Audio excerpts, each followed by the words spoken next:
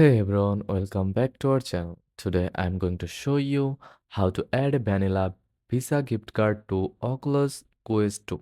First of all, open the Meta Quest app on your phone. This is where you will manage all your payment methods for your Oculus Quest 2. Tap on Menu in the bottom right corner, then select Settings. Next, go to Payment Methods. Tap Add Payment Methods, choose credit or debit card, and enter your vanilla Visa gift card details including the card number, expiration date, and CVV.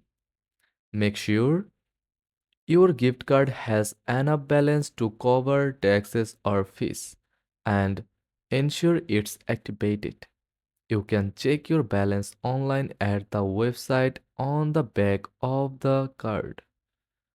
Once the details are entered, save the card. Now you are ready to use it for games, apps, and more on your Oculus Quest 2. And that's it. Adding your Vanilla Visa gift card to your Oculus Quest 2 is quick and easy. Thanks for watching.